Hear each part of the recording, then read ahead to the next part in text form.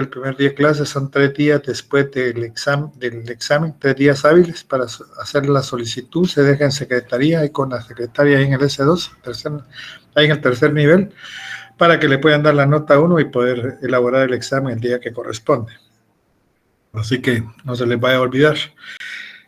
El concepto de Estado es un fenómeno reciente, si a partir del Renacimiento nace el Estado moderno como unidad territorial y oficial, con un solo cuerpo de leyes, con su sistema judicial, organización burocrática, ejército permanente, impuestos y autoridades ejecutivas nacionales. No vaya a creer que el Estado no existía como en la antigüedad, incluso en épocas históricas tenían ciertas instituciones, se le dan cierto nombre de Estado, pero no propiamente como está integrado actualmente. Bueno, ustedes en estados muy laxos o muy débiles todavía en ese contexto.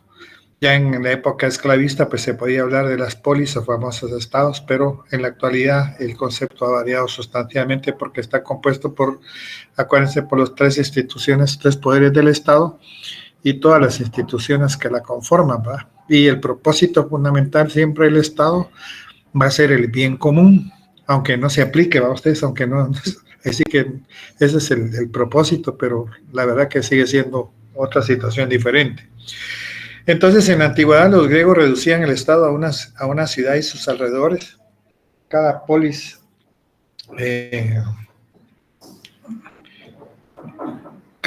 o ciudad tenía su propia constitución. Permítame un momentito.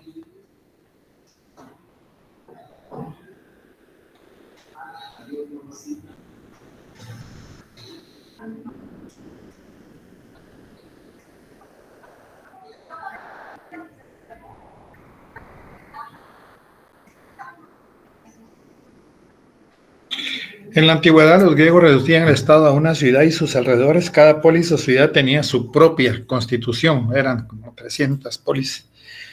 Existía unión en tiempos de paz, celebraban Juegos Olímpicos y en tiempos de guerra también se unían para luchar contra otros pueblos, ciudades, estados pequeños y extensión. Atenas era una de las más grandes, tenía 300,000 habitantes. Es de hacer notar que propiamente las polis eran fortalezas construidas en los altos de una colina. Los pobladores de los países generalmente lo hacían en la parte alta por situación de protegerse, especialmente para posibles ataques de otros grupos o de otros estados. Y en un primer momento, pero después las poblaciones, la actividad política y económica se concentró en ellas y entonces la gente fue poblando poco a poco. Y ya como ciudades se fue formando ya en el año 600 a.C.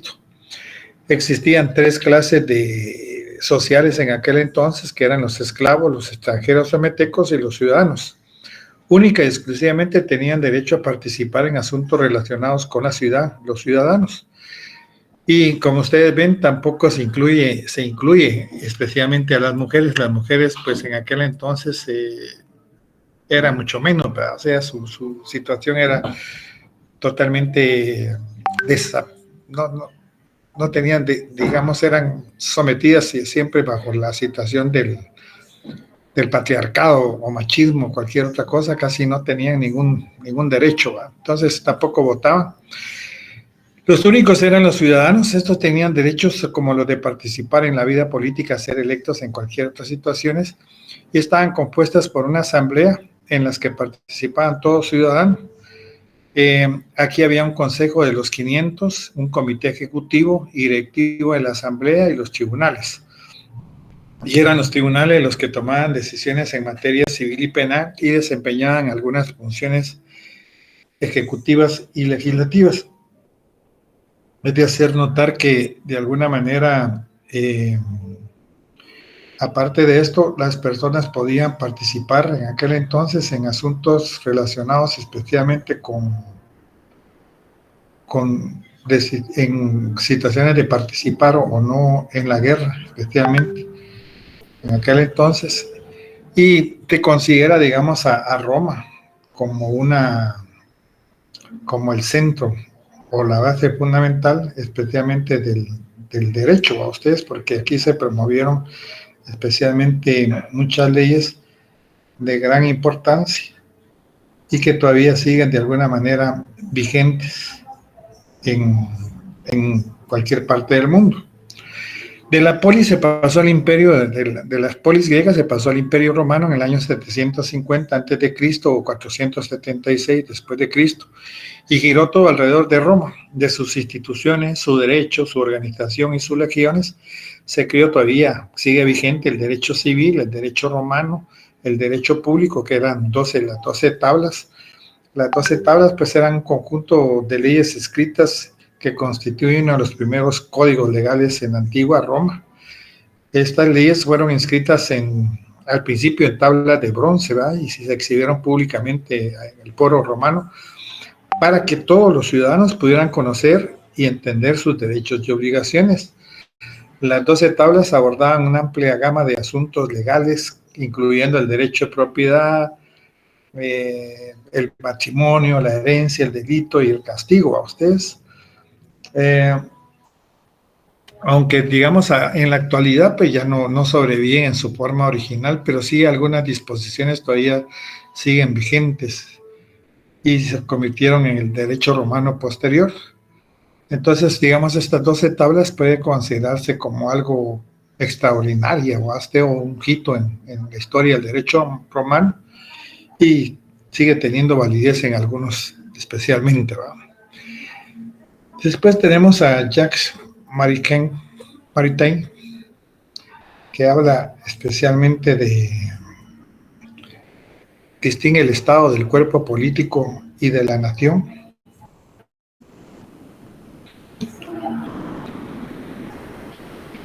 Este es un filósofo y teólogo francés en el siglo XX. Y digamos, Jacques Maritain es conocido por su pensamiento político y social, y tal vez su obra, creo que me recuerdas, efectivamente es entre el Estado político y la nación. Pero estas distinciones, por ejemplo, Maritain hace un punto de vista, pero puede variar dependiendo del contexto específico en que las personas los examinen. Para él, estudia las normas y la nación es algo ético que estudia las normas y principios morales de la vida colectiva en un ámbito institucional. Una sociedad humana está basada en el hecho del nacimiento, del linaje, con todas las connotaciones morales de ambos términos: nacimiento o la vida de la razón y las actividades de la civilización, linaje en las tradiciones familiares, formación social y jurídica, herencia cultural, conceptos y maneras comunes, recuerdos históricos, sufrimientos, aspiraciones, esperanzas, prejuicios, resentimientos comunes, valoran su pasado y que se aman a sí mismas, ¿a ustedes? Pero recuérdense, aquí como dice, es una sociedad, la nación, una sociedad humana basada en el hecho del nacimiento, del linaje, o sea, del orden, de la jerarquía, especialmente de sangre, y sus actividades son un poquito limitadas para ustedes.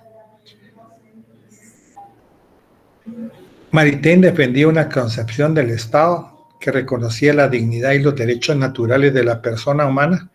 Consideraba que el Estado debía estar al servicio del bien común y de la realización integral de la persona, promoviendo la justicia y el respeto a la dignidad humana. Desde esta perspectiva, el Estado no debía ser una entidad omnipotente que ejerciera control absoluto sobre todos los individuos, sino que debía respetar la libertad y autonomía de las personas dentro de un marco de orden y justicia. Creía en la importancia de limitar el poder del Estado y en la necesidad de establecer un sistema de gobierno que garantizara la participación y representación de los derechos de los ciudadanos. Entonces, lo que él hacía es que abogaba por un Estado que reconociera y protegiera los derechos y la dignidad de la persona humana y que promoviera un orden social justo y equitativo.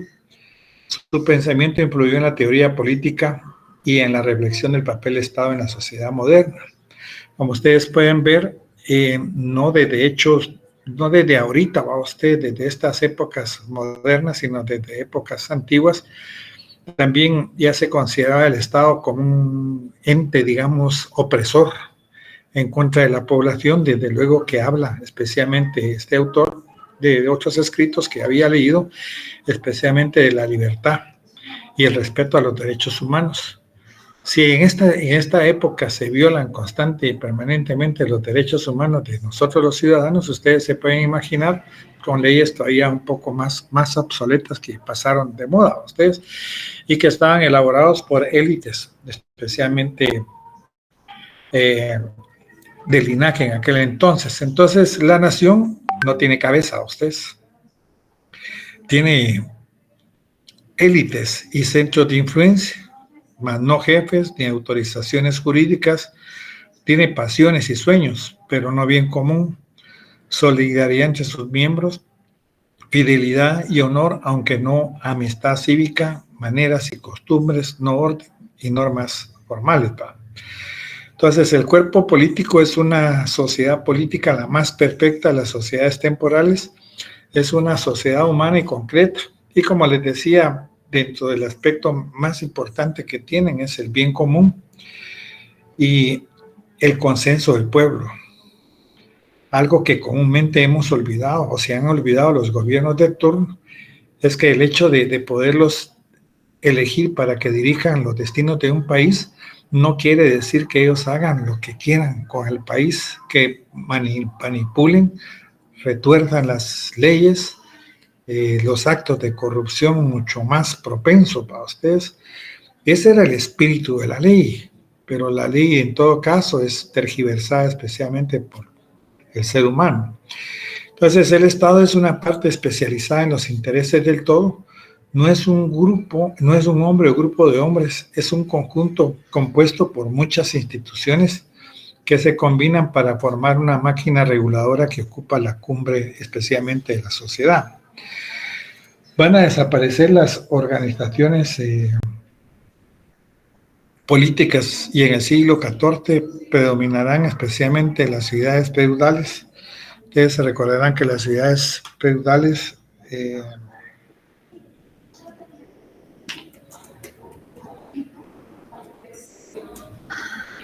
estaban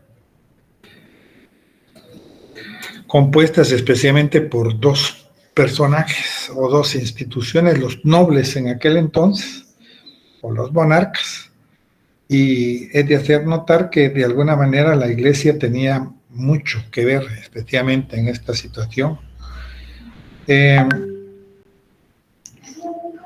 Europa, durante el periodo feudal, tenían un estatus, una posición especial en términos de su relación con los señores feudales y el poder central. Este sistema feudal a menudo surgía como centro de comercio, que eran controlados por los señores feudales, poseían cierta autonomía económica y judicial, y a menudo estaban gobernadas por un consejo municipal, etc. Ustedes, algunas ciudades feudales podían tener cartas o privilegios especiales por los señores feudales. Entonces, estas ciudades feudales tenían dos elementos de poder, uno que eran los monarcas o los señores nobles, y el otro era el papel que jugaba importantemente la iglesia en aquel entonces como un aliado, especialmente de los nobles. Se decía que se gobernaba con una espada de metal y con una espada de carácter espiritual. La influencia de la iglesia en aquel entonces era enorme, especialmente en muchas decisiones que se dieron, y muchas guerras también se originaron en este contexto a ustedes. Posteriormente aparecen lo que podríamos llamar estados regionales. En aquel entonces,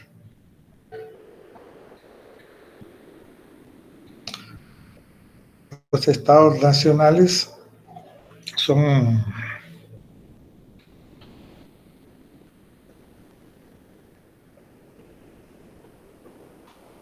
grupos, digamos, establecidos dentro de un propio territorio ya enmarcado.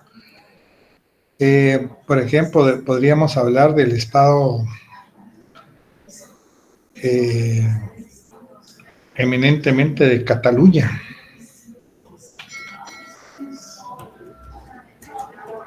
En España.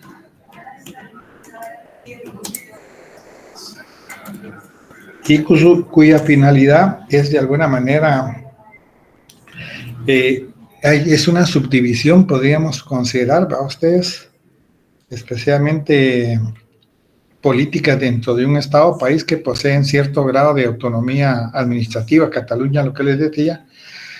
Estos estados regionales pueden tener sus propios gobiernos y a menudo tienen competencias específicas en materia educativa o transporte. Suelen ser una forma de centralización del poder y la administración, ¿verdad? Algunos ejemplos de estos podríamos considerar en España, en Alemania, en Brasil, en Canadá. Cada país tiene estados regionales dentro de su estructura política. En cada caso, la organización y la competencia de los estados regionales pueden variar según la constitución del país en cuestión, ¿verdad? Entonces aquí encontramos algunos en aquel entonces, algunos estados regionales como la República de Venecia en Italia, de Florencia, y otros en el siglo XVI surgen los estados nacionales en España, Francia e Inglaterra, con características de estar ligados al poder del rey, ¿va ustedes? Descentralizar el poder e integrar los territorios de gozar soberanía. Pero con la creación europea se unen los estados que ceden parte de su territorio a las autoridades supra o mayores nacionales. Existe la tendencia de formar uniones de estados con los demás continentes y surge la pregunta: ¿desaparecerán los estados nacionales y serán reemplazados por las uniones de estados? Es muy difícil poder establecer este tipo de situación, porque de alguna manera todavía son expectativas que se tienen, ¿verdad? Son aquellos pensamientos que en un momento determinado puede pensarse que se pueden realizar, pero que de alguna manera no son en la práctica, ¿va? A pesar que la globalización y otros fenómenos han generado discusiones sobre la pérdida de la importancia de los estados nacionales o globales como la Unión Europea o la ONU o bloques económicos regionales. La idea de que los estados nacionales desaparezcan completamente y sean reemplazados por uniones de estados es un pronóstico a ustedes radical y muy controvertido, ¿va? En algunos países el concepto de Estado es sustituido por el concepto de gobierno o sistema político. Esto se ha manifestado por las continuas dinámicas de transformaciones y creaciones de nuevas instituciones.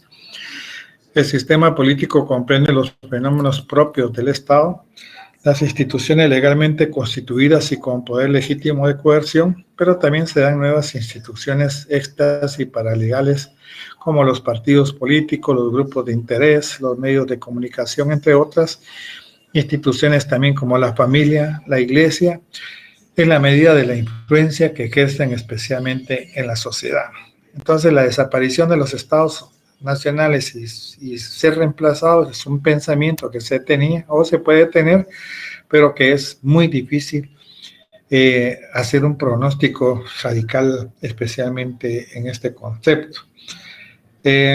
Los debates van a seguir significativamente y que vaya a haber una desaparición completa o reemplazo por uniones de Estado solo es una posibilidad remota y especulativa todavía en estos momentos. Este es el origen y desarrollo del Estado moderno, o sea, para ampliar, para ustedes, solo para que, así como algo más para que quede un poquito más amplio el concepto y desarrollo del Estado moderno. La unidad política que se conoce como Estado-Nación moderno tuvo su origen a fines del siglo XV, como resultado de la decadencia de las instituciones medievales en que se había sostenido el orden feudal, la nobleza y el clero. Esa decadencia coincidió con el ascenso social de la burguesía, clase de artesanos, comerciantes en cuya riqueza y prestigio se apoyaron los reyes de algunos territorios para restar fuerza a los señores feudales, que eran los príncipes, ¿no? Ustedes, y a la iglesia, que tenía también mucha injerencia. Y una vez que lo sometieron, los monarcas o sea, reunificaron el poder e integraron varios reinos pequeños en una sola entidad política unificada. El espacio geográfico generalmente se considera indispensable a ustedes para que exista un territorio delimitado especialmente por fronteras en el que se ejerce la soberanía y en el que se aplica un solo ordenamiento jurídico, porque es obviamente como un solo país. Como condición de existencia del Estado, los gobiernos en el exilio o los diásporas, aquellas que son expulsados como los gitanos, son ejemplos de pueblos que no pertenecen, no ligados o permanentemente a un territorio, sino que están en continuo movimiento, en aquel tiempo especialmente, que constituyen una excepción a la necesidad de que todo Estado tenga territorio. Ya sabemos que es el espacio, geográficamente, cada país tiene un espacio terrestre, marítimo, aéreo, suelo, etcétera. ¿Ustedes? ¿Sí? Constituyen la base de un Estado, pero la población es lo sustancial. Sin embargo, es de anotar que por la posesión de un determinado territorio se han librado innumerables guerras entre diversos estados. Pues hoy lo más cercano que tenemos es Ucrania, ¿va ustedes? Y que de alguna manera pues hasta se tiene pensado en una guerra, como decía Putin, si hay intervención de otros países en favor, militarmente en favor de lo que es Ucrania, está dispuesto a hacer valer lo que es las bombas atómicas o una guerra de carácter nuclear, ¿verdad? Ustedes, que sería totalmente desastroso para el mundo en general.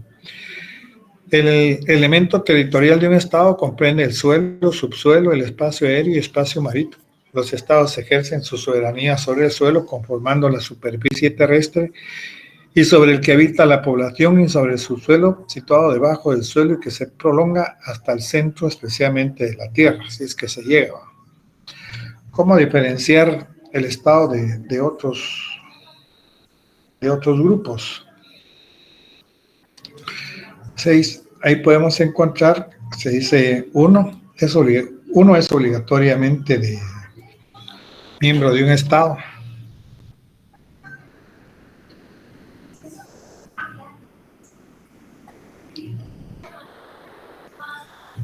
También considera que hay casos de doble nacionalidad y de expatriación que permiten ser miembro de otros estados. Una persona pertenece a un estado en forma exclusiva, afirmación que también puede hacerse ante la pertenencia especialmente a una religión. El Estado está circunscrito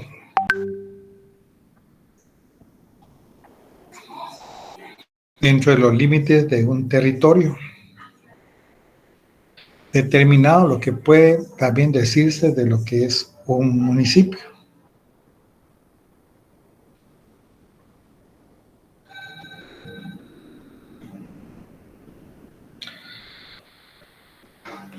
El Estado se ocupa de intereses generales, lo cual es exacto si no se olvida que también se ocupa de intereses particulares.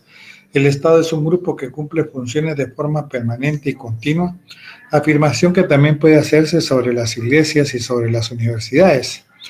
Otra diferencia, el Estado es un grupo necesario, indispensable, sin el que no es posible concebir la vida moderna. Dispone de otros poder de coacción legal que los otros grupos no poseen, y finalmente los otros grupos están sometidos al control y la legislación. Con esto queremos decir que la diferencia, la que hay fundamentalmente en todo caso, es que es el único ente, el Estado, el que tiene la potestad para poder utilizar la violencia de una forma legitimada, mientras que los otros grupos no pueden, y además están subordinados especialmente a lo que es el Estado. Según Kelsen, ¿qué es Estado? Pues hay muchas definiciones con respecto a lo que es el Estado. Él decía, es el poder político organizado en una colectividad humana que vive en un territorio, acepta ciertas autoridades y reglas de derecho que persigue una finalidad, el bien general de toda una comunidad. ¿Cuál es el elemento territorial de un Estado? El suelo, subsuelo, espacio aéreo y el espacio marítimo.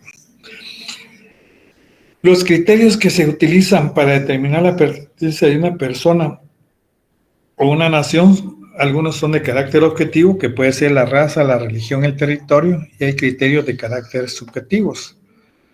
A diferencia del Estado, estos grupos pueden tener objetivos más específicos y limitados en términos de alcance.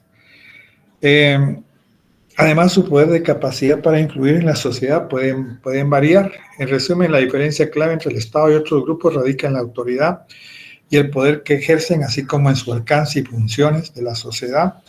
Sí proporcionan más información sobre lo que estaré estableciendo.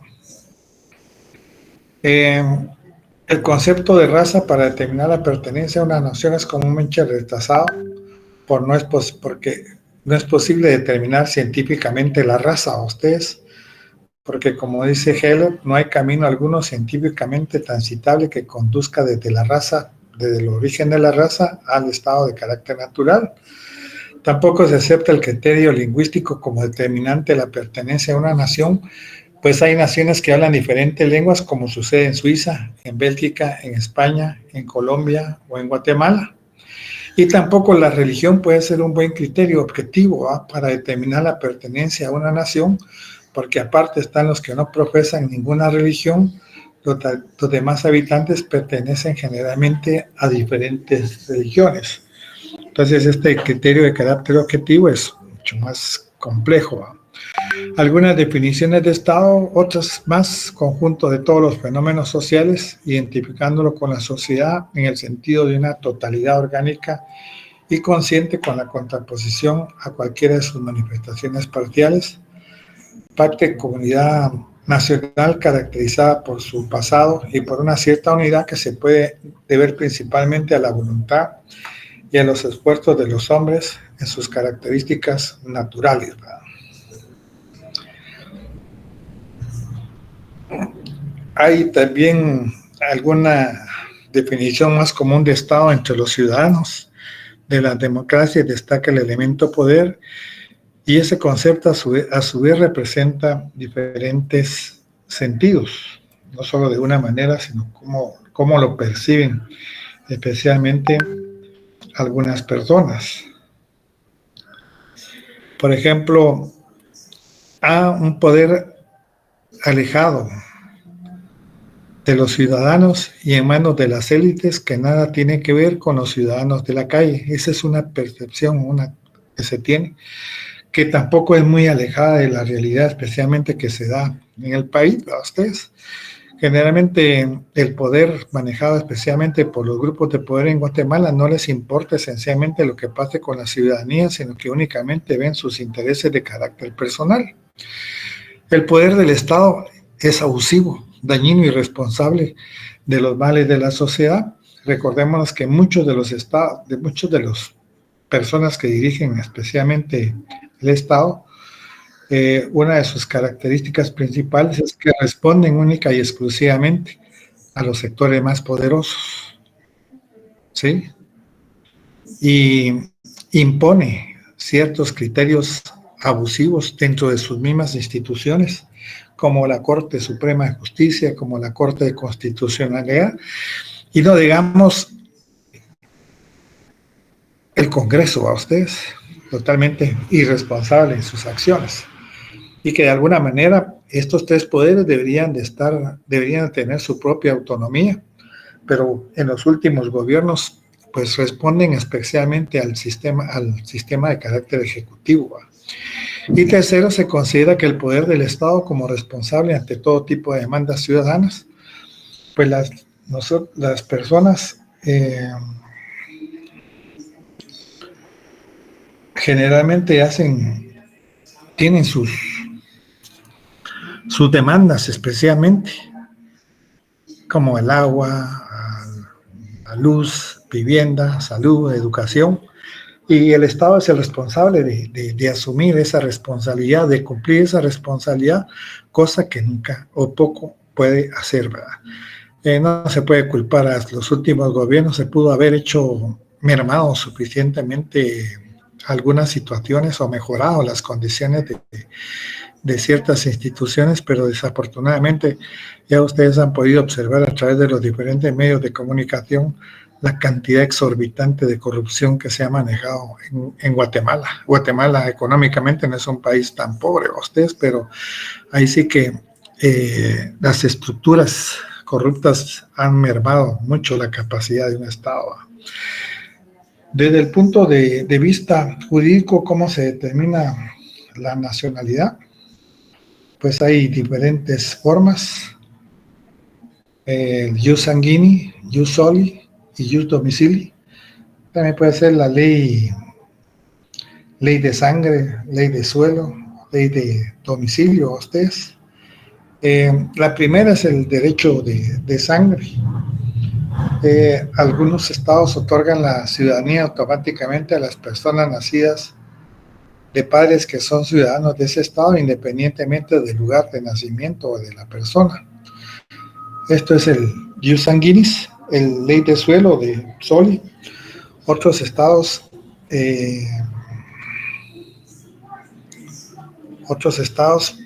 digamos, el derecho suelo se determina la nacionalidad de acuerdo con el suelo o territorio en el que uno nace. Y el jus domicilio, el derecho de domicilio, por el lugar que escoge la persona y por la concesión potestativa de la nacionalidad por el Estado receptor de cumplir ciertas condiciones previas, ¿verdad? Entonces se refiere al derecho de residir en un lugar específico, en el derecho civil, especialmente en el contexto de derecho, familia y sucesiones. Es el derecho que tiene una persona de establecer su residencia en un lugar determinado y por lo tanto está sujeta a la jurisdicción a ese lugar en asuntos para recibir cualquier tipo de notificación legal o civil, ¿verdad? Entonces, el concepto de jus domicilio es importante en casos donde se le quiere determinar la ley a ciertos asuntos legales, como la validez de un contrato, el estado civil de una persona o distribución de sus bienes, ¿verdad? El Estado tiene mayor aceptación y que es recogiendo los elementos de Schmidt-Weber y lo definimos como la organización de un pueblo en el interior de un territorio limitado por fronteras que se caracteriza frente a otras instituciones por poseer el monopolio de la violencia física legítima, por dirigir y organizar el funcionamiento de la sociedad en todas sus esferas y por asumir el papel de regulador de las relaciones y encausador de los conflictos de la sociedad. El poder del Estado está concentrado en un conjunto de instituciones mediante la rama del poder público, de los órganos complementarios y de entidades como bancos centrales y entidades territoriales.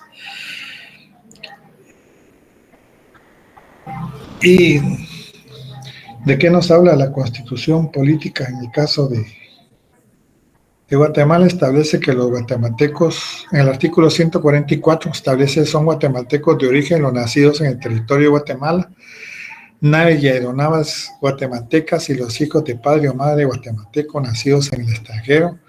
Se exceptúan los hijos de funcionarios diplomáticos y de quienes ejerzcan cargos legalmente equiparados. En las embajadas especialmente se refiere. La soberanía, según la Constitución, radica en el pueblo, quien la delega para su ejercicio en los organismos legislativos y judicial. La subordinación entre los mismos es prohibida. La letra es bien bonita, va ustedes, es poder escribir, pero que se cumpla. Es difícil, ¿verdad? Porque la soberanía de nuestro país no radica en nosotros el pueblo, sino que nosotros la degamos a ciertas personas que ejercen determinado tipo de función o poder dentro de las diferentes instituciones y que de alguna manera pues no se ve reflejada en las necesidades especialmente de una población. Solo vamos a mencionar algunas características de la soberanía. Es indivisible, es absoluta, es permanente, es excluyente, indelegable e inalienable y es incondicional. Es indivisible porque lo que significa que no puede ser compartida con otras entidades dentro de un mismo territorio. A ustedes, un Estado no puede ceder su soberanía sobre ciertos asuntos sin comprometer su autonomía de carácter general. Digamos, la otra es permanente. La soberanía es un principio duradero y persistente, aunque puede surgir cambios en la forma en que se ejerce la soberanía o en las instituciones que la representan. El concepto básico de autoridad suprema del Estado sigue siendo fundamentalmente la política moderna.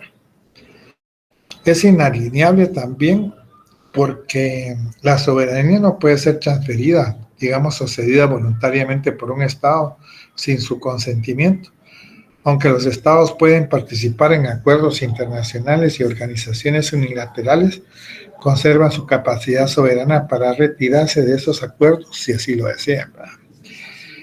En resumen, podríamos decir que la soberanía es una característica fundamental del Estado moderno y se refiere a su autoridad suprema, independiente sobre, digamos,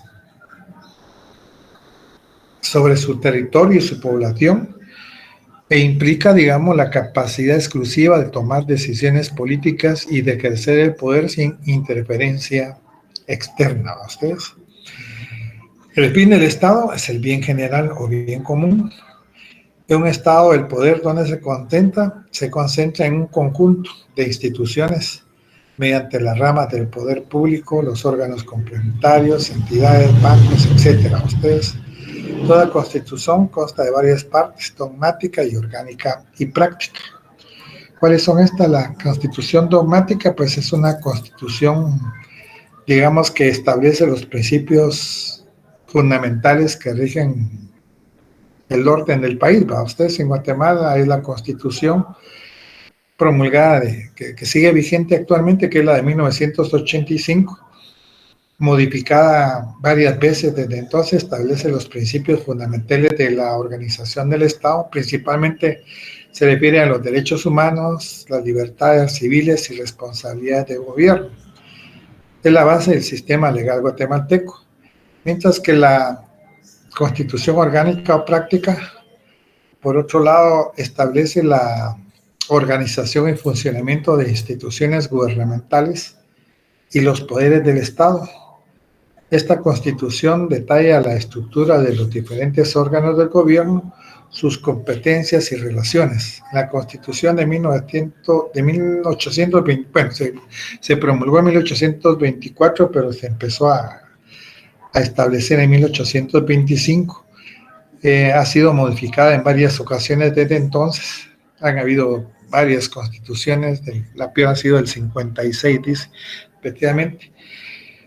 Es un ejemplo de constitución orgánica práctica. Esta ley establece la estructura y las funciones de los diferentes poderes del Estado, que incluye funciones del presidente, funciones del Congreso, funciones del organismo judicial, funciones como el Tribunal Supremo Electoral y la Contraloría de Cuentas.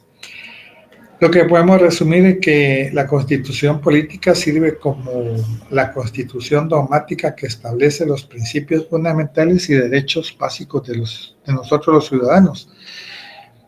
Esto es lo que se refiere en la constitución dogmática, mientras que la ley constitutiva de la República funciona como una constitución orgánica o práctica que establece organización y funcionamiento de las instituciones gubernamentales y poderes del Estado. Ambas partes son fundamentales para el sistema legal y político del país. ¿Quiénes tienen iniciativa para proponer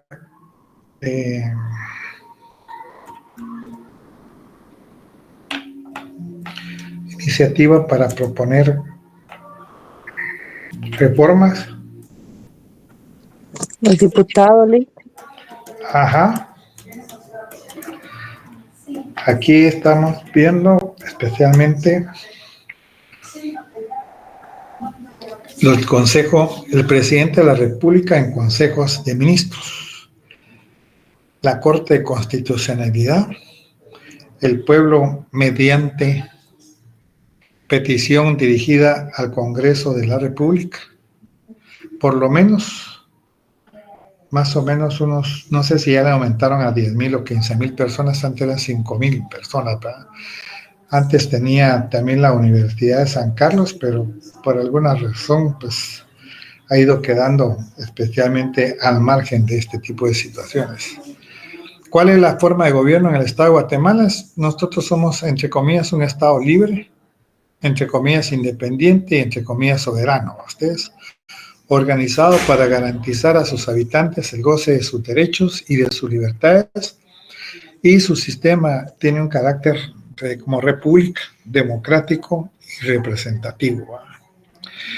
Entonces, hasta ahí llegamos el día de hoy, y el día jueves platicamos un poquito del tema y a ver cómo han ido saliendo los exámenes, a ver qué otra alternativa podríamos tratar de hacer para que algunos puedan subir unos puntitos, porque si no, me van a quedar debiendo el año entrante y 3 o 4 años. Así que tengan buena tarde para todos y nos vemos el próximo día, miércoles, si Dios lo permite. Muchas Buenas gracias, tardes, licenciado. licenciado. Buenas tardes, licenciado. Buenas tardes, licenciado. Buenas tardes, licenciado. Delic.